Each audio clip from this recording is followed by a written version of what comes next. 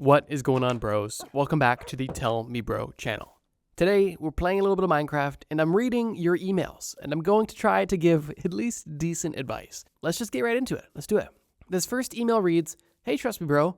I'm going into high school next year, and I was wondering if you had any advice for me. In your experience, what's some advice for balancing social life, for balancing social stuff, and also leaving time to do other things, like playing guitar, pursuing interests, and doing well academically? I don't know when you'll make this video, but I'll definitely be waiting for it. Thank you for that video. It showed me I wasn't alone in the way that I was feeling in the experience I had. Thanks again." Awesome. Well, I love this first email because it's simple, wholesome, and just honestly something that I think a lot of us older bros can relate to.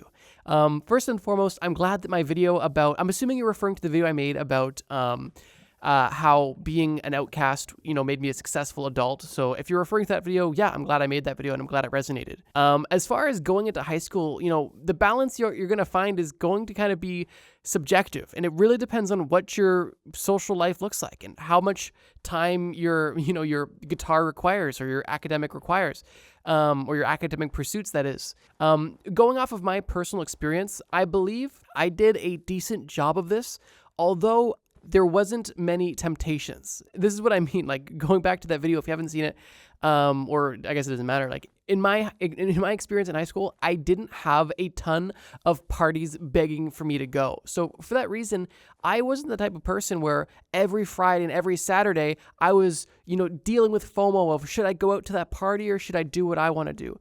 For me, that wasn't a struggle, which is why it was very easy for me to kind of pursue my personal interests and to spend time alone and to work on what I wanted to work on, and to do my equivalent of playing the guitar. And that's because, like I said, on Fridays and Saturdays, I wasn't invited to parties, so I wasn't really struggling with dealing with FOMO. There was nothing for me to miss out on. With that being said, if you have a very strong social life, that's good, and you should definitely make time for that. But the biggest thing, especially in high school, when everything revolves around your social circle and being popular and friendships and perception and being cool, it's important to set boundaries. And I feel like at a young age, you have to be rather mature to be able to set reasonable boundaries and to be able to say, like, no to things. You may be way more secure in yourself than I was in high school, but I remember in high school, if I was invited to hang out with friends, I basically felt like I couldn't say no, because I felt so honored, essentially, to be included in something that, like, I truly had an issue saying no. And that's obviously not good. But if you have that same issue as well, like if you're like, wow, like I don't get invited to many things, but everything I do get invited to, I go to, that's not bad. But if there's a day where you get invited to something, but you also know that you really have to do something, either you have to finish some sort of schoolwork, or you really know that there's a project that you're personally working on that you're hitting a stride on, and you should really lock in on. I think it's important that you understand what the mature decision is and move forward. But with that being said, if you've been studying all week, and you could study a bit more on Friday, but you also could literally just hang out with your friends on Friday, I think it's okay to kind of, spend more time. I think an important kind of way to summarize everything here is like the 80-20 rule. If you are at least 80%, good in whatever your pursuits are, like 80% of the time you're eating healthy food, 80% of the time you go to the gym when you're supposed to, 80% of the time you're working and, doing what you should, then 20% of the time it doesn't matter if you can miss one day of studying to hang out with friends, or one day of guitar hang out with friends, but it's as long as it's within that ratio where more times than not you're doing what you're supposed to, you'll be on the right path. So besides that, when it comes specifically to time management in high school, honestly, you didn't mention a job here, but the biggest thing that's going to throw off your schedule, in my opinion, is a job. That being said, I highly recommend you get a job as soon as you can.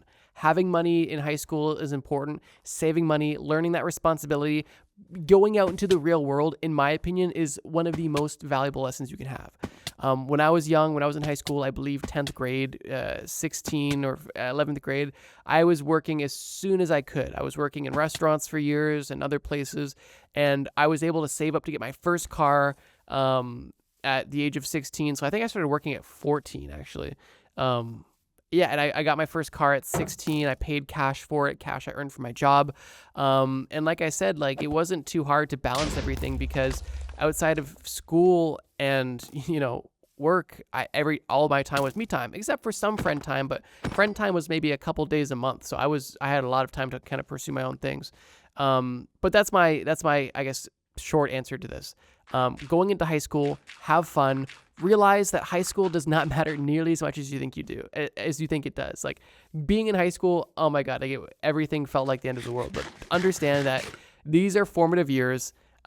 Take it seriously. Do well in school. Do what you need to do.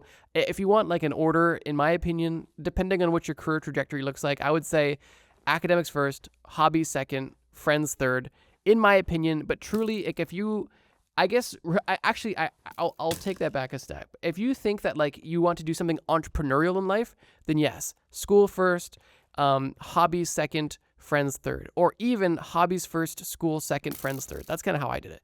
But if you're like, hey, I'm going to school, I'm going to be a doctor, then what I would do is school first, friends second, hobbies third. Because if you already have your career locked in with your studies, then I would make sure you have time for your social life because your hobbies likely aren't going to become your livelihood, which is why, I would recommend prioritizing friends over hobbies because I believe that friends typically have a bigger and better impact in your life than hobbies. But that's just my input on that. I love this simple first question, and I really appreciate you writing in. Hopefully this was valuable to you and also to people listening. Let's move on. Okay, this next email is simply titled Advice, and it reads as the following. If I hate the person I am, if I can't influence the person I am becoming, what can I do?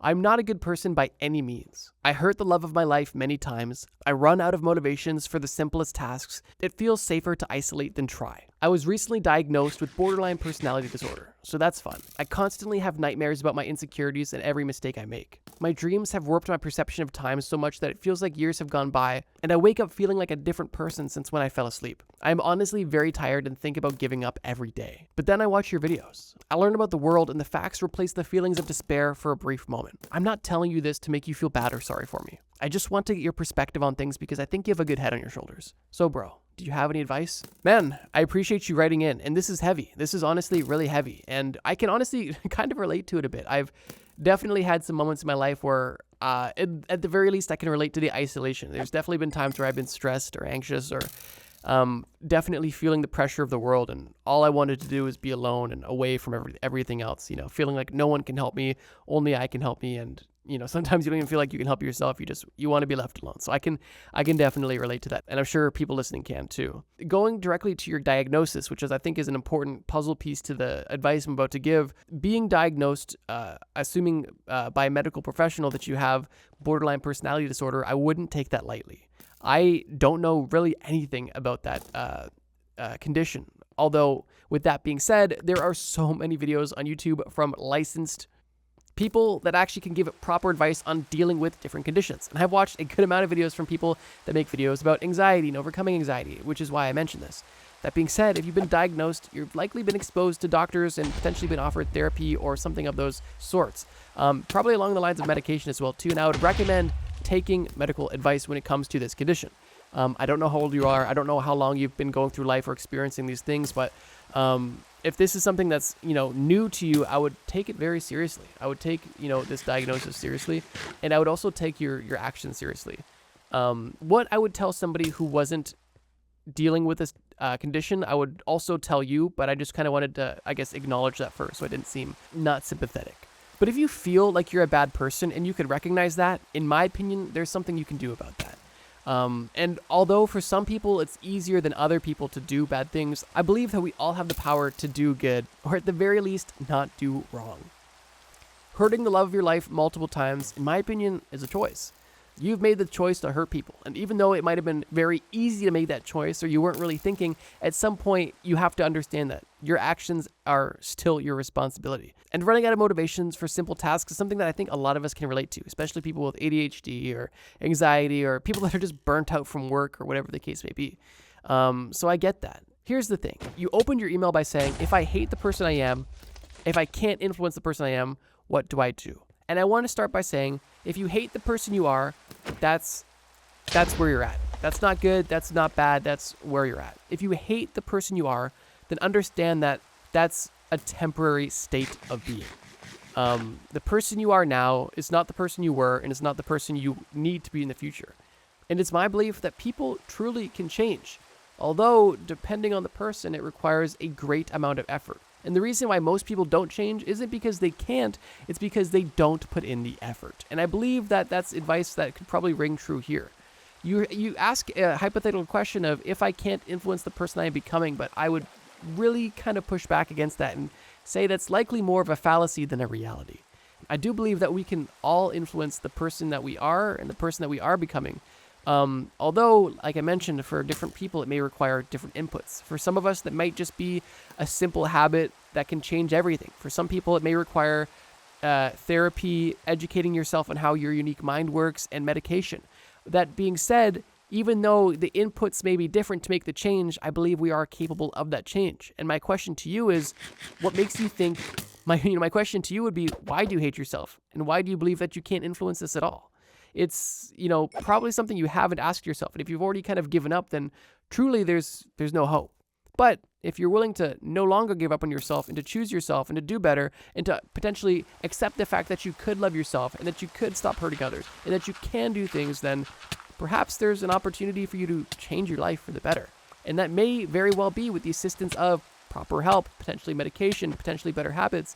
And I would recommend, making the choice right now. Do you want to be a better person? Do you care to be a better person? And even if you don't, lie to yourself. Say, I honestly, deep down in my heart, I don't feel like being a better person, but I think I could at least try for a day. And for that day, make the choices that you should make. If you're too lazy to do something, use every piece of willpower you have to do that one simple task. Brushing your teeth, making that meal, turning the light off, whatever it may be. Use that energy. Feel the satisfaction of doing it.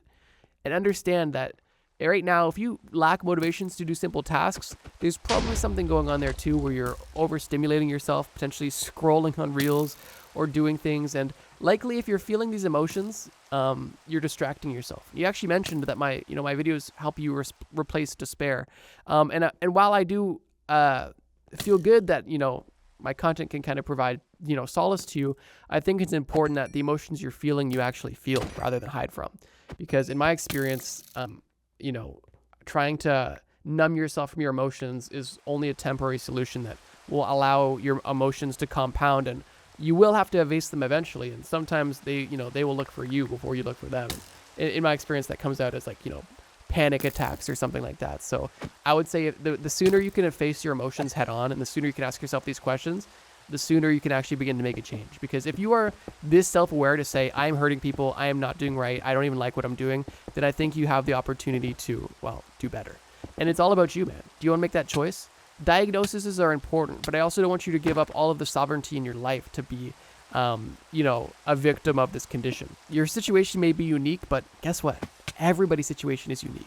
And at the end of the day, comparing to others isn't helpful. What you need to do is focus on yourself. And if you know what you're dealing with, which is this, self-hatred, this negative cycle, then it's your responsibility to understand it, study it, and do your best to do different. And, I'm partially speaking from experience here. We've all, I'm assuming, watching this video, have had our own struggles and got through them, learned from negative experiences, learned from, bad, sad, mad experiences. And realistically, there's very deep, dark pits out there that people fall into, but people that are willing and able and, truly wanting to win and do better will. And I don't believe that anything is going to stop you besides yourself, even if that does require extra effort and extra input. But that's really, I think, all I have to say about that. Judging by your name, you're a man, and judging by the fact that you're writing me an email, I'm assuming you're a young man, potentially teens, early 20s, maybe even 30s. But yeah, this is my advice. If you were my friend and you were saying this to me, I would say, bro, you're absolutely right. And I think that as far as your condition, do everything you can to help put yourself in the best position to do better in terms of your condition. Get medicated, get, learn coping mechanisms, get in therapy or whatever, is best recommended for this condition. But beyond that, understand that ultimately your life is in your hands. And if you want to make things better, which, if you're writing in to get advice on how to do so, at least a part of you wants to do better. It's important that you understand that it's you. You have to do it. Isolating yourself isn't going to help. Distracting yourself isn't going to help. Looking at what you're facing directly in the eyes and saying, I am going to overcome you, really is. And I understand that's easier said than done. But every day, every action, we have that opportunity to make that choice to do better. And it is truly, in my opinion, and you can either decide to have a negative spiral and just do worse and worse and worse, or have a positive spiral where you choose to do better, and by default you do better, you feel better, and then it's easier to do better. And then all of a sudden life just gets better and you don't even have to try anymore. Life's just better and things have changed for the positive. And that may take weeks, months, or years. But if you don't give up on yourself and actually try, you can't lose, in my opinion. But I think that's all I have to say about that, bro. Moving on. This next email is titled Need Advice. And it's short and sweet, but I think relevant to basically everybody watching this. The email goes as follows. Hi, Trust Me Bro. I need advice on how to be wiser with my money. Once I get my check, I get super excited for not being broke, but waste it all over the weekend. Lol. What should I do to be wiser with my money, but still have fun with it, you know? Thank you. Have a great day. I love this email. It's short, sweet, and in my opinion, super relatable for a lot of people. And honestly, I'm going to be brutally honest here because realistically, that's the truth. So first things first, because you're writing in and because you're saying that as soon as you get a check, you feel like you're not broke and then you spend it over a weekend, I'm assuming you're either young, like a teenager, or a crackhead, because nobody else blows your entire paycheck over a weekend. So assuming you're young, potentially you have your first job, you're in high school, let me give you the advice. So here's the thing. When I was in high school, like I said, I got my first job, but I never was blowing money like crazy. There was one time where like I got into like a little bit of credit card debt, like $500 because I went on a vacation and, well, not even a vacation. I just went out of town with my friends. Like we just drove 3 hours away. But besides that, like I always spent money I had. And the only reason why I didn't pay off my credit card at that time is because I was in between jobs. But I ended up just getting a job and then paying it off and we were good. But that being said, how to be wiser with your money. So first and foremost, I'm going to give you a reality check. You say, as soon as you get your paycheck, you're excited for not being broke. Here's the thing. If you get a paycheck and that's all the money you have no savings previously, and you're able to spend all that money in a weekend, you were broke before you got that paycheck, and you were broke when you got that paycheck. Let's say that you're working a part-time job and you're making $500 every 2 weeks. Guess what? If you had $0 in your bank account before and you had $500 in your bank account, when you got that $500, you're still broke. $500 is not anything. It's not rent. It's not, it's basically groceries, 1 tank of gas, and potentially like a movie night or maybe 1 restaurant visit. And that's basically it. Potentially you can stretch that further in those things, but be overestimating how much things cost, $500 is not a lot of money. The big reason why you feel so comfortable spending this money is because you don't feel like you're broke with that money. If you think you have a few $100, oh, I'm not broke. And like I said, as a kid, that money is different, right? Like $500 in high school, that's a lot of money when you don't pay rent, when you have no responsibilities, everything you have, you can blow it. You can have 12 cents in your checking account and it doesn't matter because you live with your parents and everything's covered. So I understand that. But if you want to set yourself up for, financial success, which assuming you do because you're writing in and asking for advice on this, understand this. Even with that 1 paycheck, you're broke. Even with 2 paychecks, you're broke. Even if you saved all of the money you had for a year, you're still broke. And even still, like in high school, if you have $10K in the bank, that's a lot of money. But here's the thing, and this is kind of what I'm getting at. It's all about your mindset. If you have $1 million in the bank, but you tell yourself you're broke and that you can't afford things, you are going to not spend money. But if you have $2 in the bank and you tell yourself, oh, I'm rich, I can spend everything. If you have 5, your mindset is going to follow you no matter what no matter what your income is, which is why there are people that have high incomes and they have, they're living paycheck to paycheck. And there's people that have low incomes that have savings and retirements and they are living comfortably. It's all about your mindset with your money. So the first thing I'll say is understand that if you want to actually have money, do not assume that every dollar in your bank account is spending money. And do not assume that because you have $500, you're not broke. Now, having kind of that mindset aside of being like, hey, not every dollar is for spending, how do you go about saving money? And for me, how I ended up saving money in high school, I had this weird method that I developed that I still kind of use to this day. And it's very simple. I didn't use a budgeting app. I didn't make a budget. Basically, what I did was every time I got paid, I would set a mental number of what I can't go below. So let's say you have $0 in your bank account. You got a $500 paycheck. Cool. For me, what I would do at that point is I would go, okay, I know I have to buy a couple things and I want to have some fun, but I'm going to set my bank account minimum at $350. And what that would mean was basically is like I can do whatever I want with my money, but I can't go below $350 in my bank account. And then as soon as I would get my next paycheck 2 weeks later, I would put a new goalpost. So basically I would set my own like floor of how much I could have in my bank account every time I got paid. And that allowed me to always save by having like a number in mind. And for me, this just worked for me. It was so simple. So let's say you have $350 left over and then you got paid again, you got $500. So you're at $850. I would tell myself, okay, $600 is my floor. Like I cannot go below $600 in my bank account. And then, okay, there you go. Boom. You have $250 that you can spend. And you can kind of separate this with checkings and savings, but I just did it all in one account. I was just okay, like I have a number I will not go below. That's my mental number. And for me, I was able to follow that. Like for some reason, like looking at that number and seeing it above that number and being scared of it going below that number was enough for me to kind of follow my own advice. So I would just make sure that like you kind of maybe try that out. I would also say that like if you are really bad with spending money, like if you see $1 and you need to spend it, I would probably get an investment account open if you're old enough, or honestly give money to your parents. Be like, hey, mom and dad, like, can I Venmo you money or e-transfer you money, or just like, take money out and put cash back. Hey, can you just hold this for me? And realistically, because you're young and have no responsibilities, I would recommend saving a lot. Like as an adult, I would say like if you can put 10% of your income away into savings, that's probably pretty good. But like at your age, I would say like 50% of the money you get from your job, if you have a job, I'm assuming you do because you're talking about getting paychecks. If you can save 50%, I would say that's probably good. And here's the thing, in high school, if you get $250 of spending money every 2 weeks, like that's more than enough. Even assuming you have a car, like besides car repairs and maintenance, like assuming you have a cheap car, maybe you were gifted a car or you bought a car and now you're just dealing with maintenance, like $250 every 2 weeks for gas is more than enough, especially for, likely a cheap car you're driving in high school. And if you find like you're spending, what are you spending your money on all weekend? Like, are you just like buying your friends stuff? Like because you think you're rich, are you just like spending more than you should? Like, are you going out for restaurants? Like realistically, one of the biggest things that keeps people like, poor is like spending all their money on fast food or Uber Eats or whatever, vapes, if in your age group, if you're old enough to drink, or maybe not old enough to drink, maybe alcohol or stuff like that, substances. Like realistically, like I don't know what you're spending your money on, but if you're blowing it in a weekend, you're either buying really dumb stuff or you're really not making a lot of money. And in either way, it doesn't really matter. The rules still apply. Spend less than you make, man. It's that simple. I would try recommending my saving method where you just, every time you get paid, you set an amount where you can't go under it.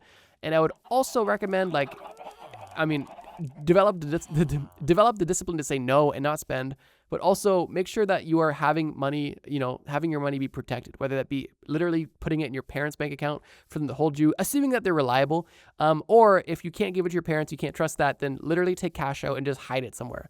That's what I would do at least. And if you if you can't hide cash in your room, or if you even need to hide cash in the room, then you may have like a spending addiction, and that might be a whole different conversation. But yeah, so for everybody listening, if you're in high school, you're getting your first paychecks, don't blow it like a dummy.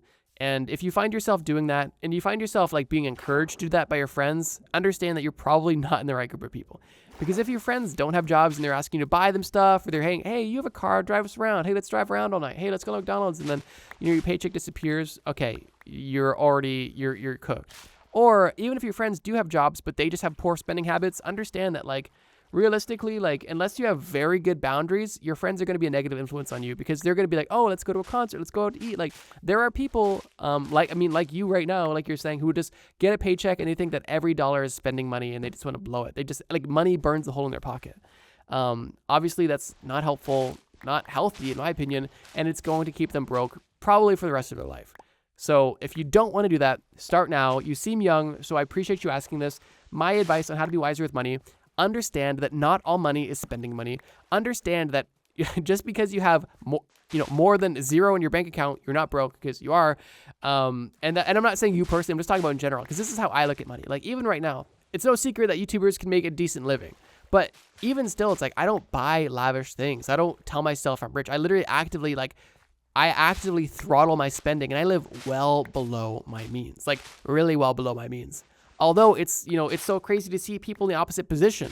I've seen this one YouTube channel called Financial Audit, and like literally you'll listen to people, they're like, oh, I make $4,000 a month, which isn't a bad living at all. But they act like they're rich, just like with you. You get your paycheck, you think you're rich. These people, they make $4,000 a month, and they're spending on average $6,000 to $8,000 a month because of credit cards. And oh my God, like people are so entitled. So also, reader, I was about to say your name. If you are finding yourself spending all your money in a weekend, like what are you buying? Like chances are you're buying stuff you don't need, and it's probably dumb stuff. You feel entitled to need new shoes and new makeup, and you have to go to eat for every meal. And realistically, that's not serving you whatsoever. Materialism and entitlement will keep you broke. Understand that you're not entitled, or you don't need, and you don't deserve, you don't even have to have the newest and latest, greatest things. And based on your income, or the fact that you can blow it in a weekend, you really shouldn't even be like considering these things. What you should be considering is saving money, because if you did lose your job, or if you did have a big bill come up, you need to have money put away. So if you're consistently going broke 2 days after your paycheck, understand that money is to be saved, and once you're old enough, invested. But at the very least, don't blow it in a weekend. And I feel like I'm just saying the same stuff over and over again, but yeah, try the saving method I recommended, where you set a mental floor where you cannot go under this amount in your bank account. And in my opinion, that'll help you rack up money quickly. And I remember when I had my job, I would have 400 in my bank account. That was my limit. And then 800, then 1,200. And I was like, wow, I have over $1,000 saved. And I was still able to spend money. Like, here's the thing. If you want to spend money, you can, but live within your means. Let's say on average, you make $400 a paycheck every 2 weeks. So $800 a month. Okay. Guess what? Take $200, take $300. Sure. Blow it, whatever. But don't waste all your money. Not all your money is spending money. It's really not. At least not up front. Don't spend it immediately. Maybe, here's the thing. Even if you want to spend your money, just tell yourself, I'm going to spend this money, but I'm going to spend it on something really expensive. So I'm just going to save it for now. Even though you're probably not going to get something expensive, and you shouldn't, like that's not the goal. But just even if you want to just tell yourself that to have the satisfaction of knowing you're going to get something soon, if that's what it takes to get you to save, just do it. But regardless, save your money. And remember now, you don't need the newest thing. You're not entitled to it. You don't need something because it's new. You don't need something because your friend has it. You need money in your bank because you don't want to be homeless on the street.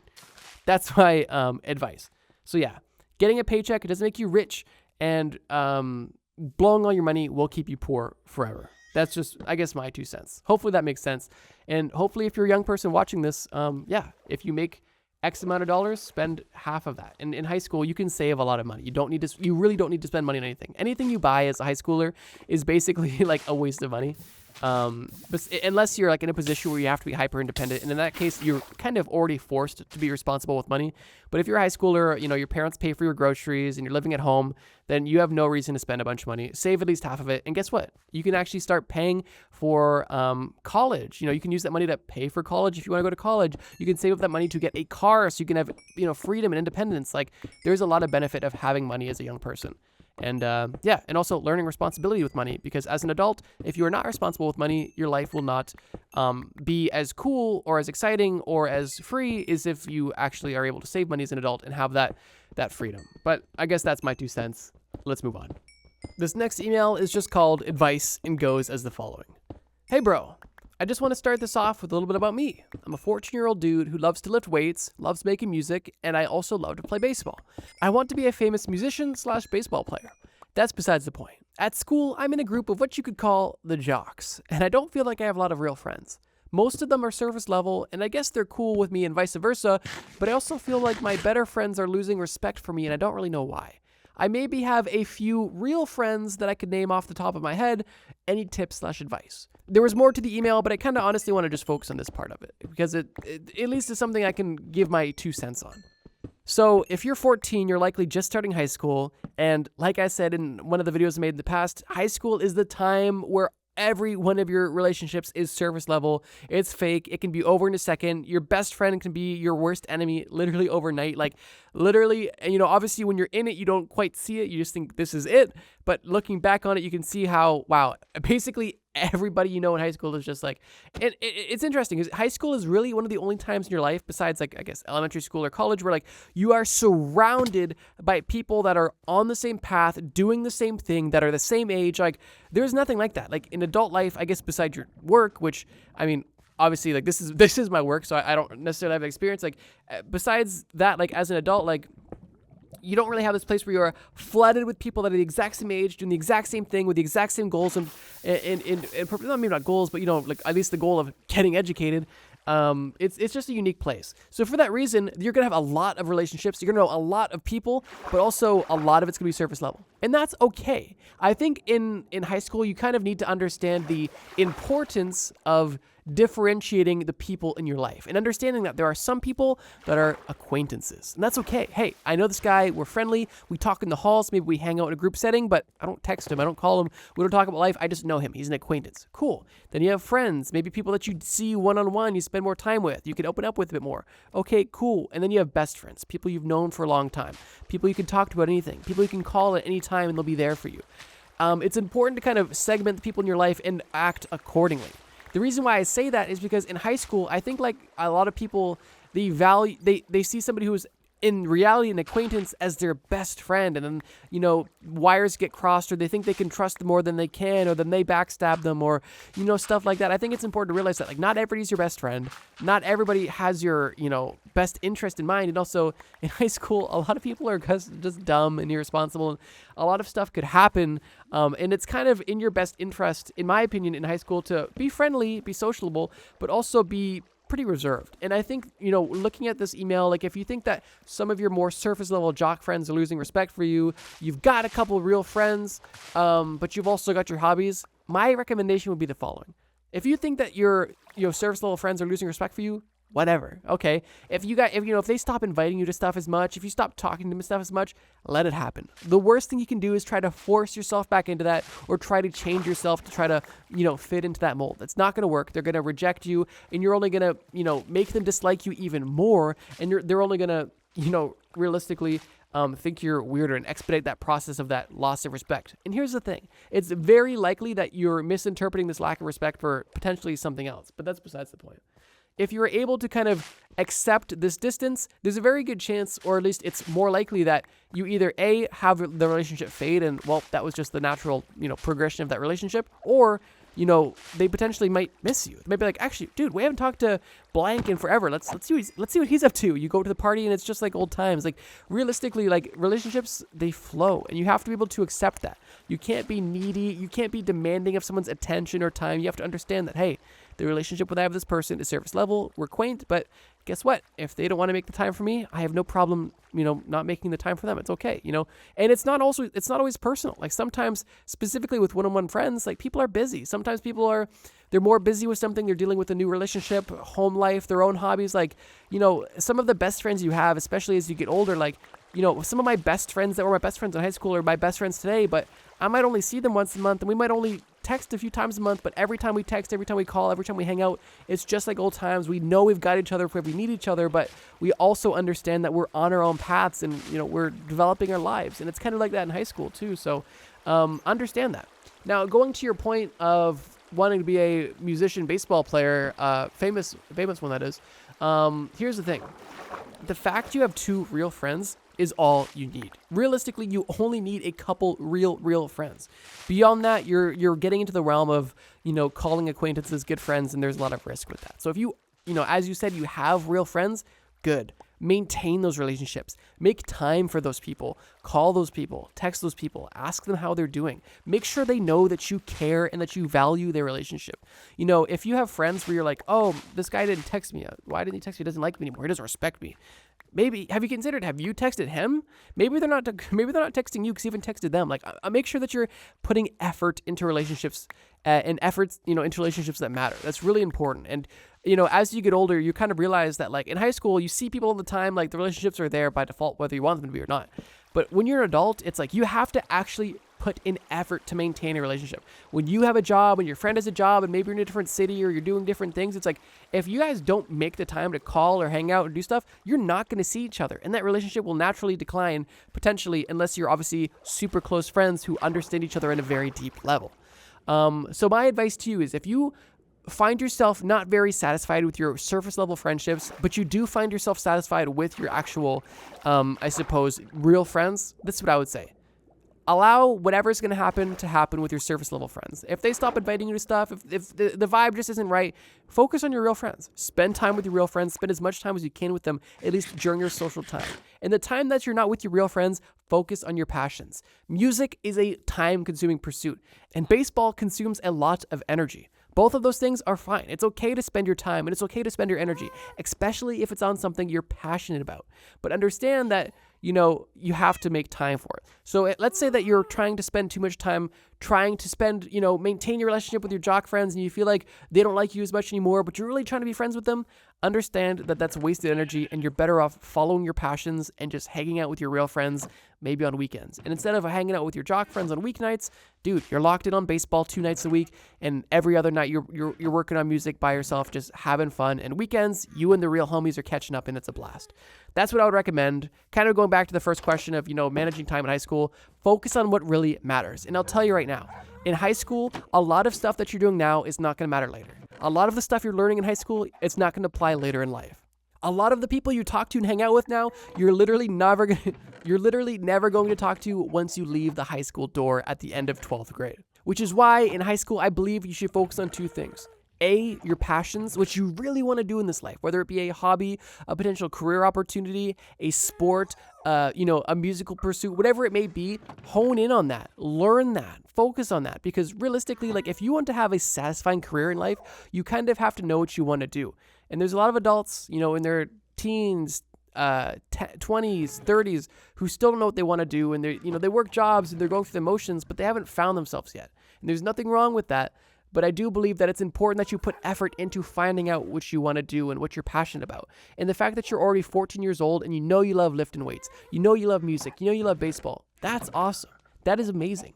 Put your energy into those things and see, hey, how far can I take weightlifting? Not like in extreme dangerous way, but say hey, could this be something that I do for my entire life? How can I learn more about this? How can I do this better? How can I do this safer? Could I do this professionally? Same thing with music, same thing with baseball.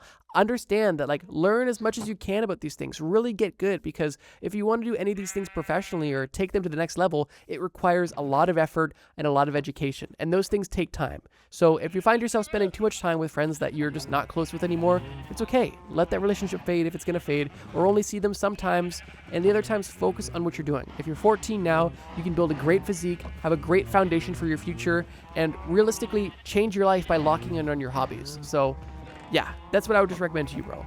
Focus on your hobbies, focus on your real friends. If you have acquaintances, cool, but make sure that realistically you have your eyes on the prize and you understand that relationships are going to fade.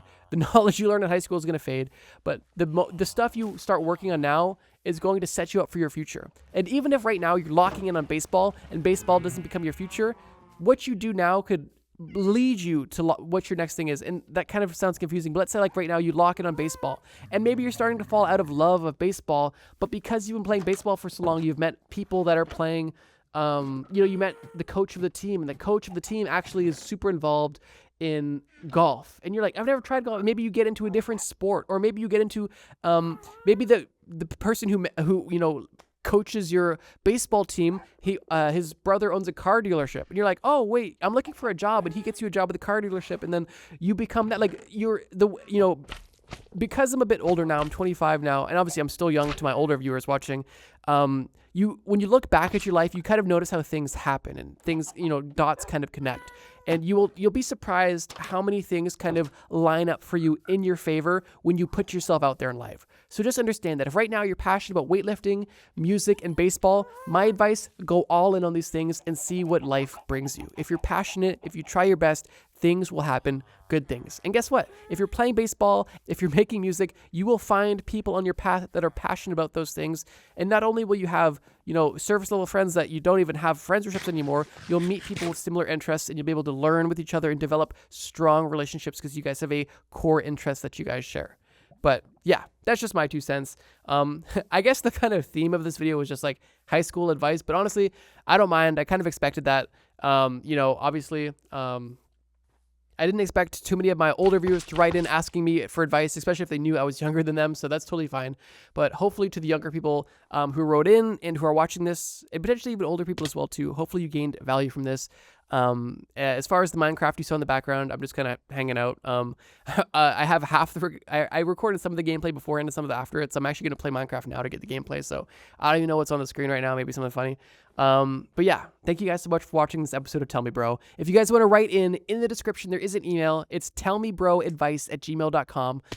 Feel free to ask advice, tell me a crazy story, a funny story, anything of the sort. Just put the subject line as whatever the email is. Simple. Just make the subject line advice, funny story, crazy story. Keep it simple.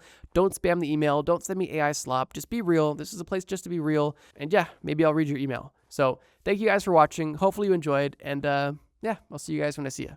Peace.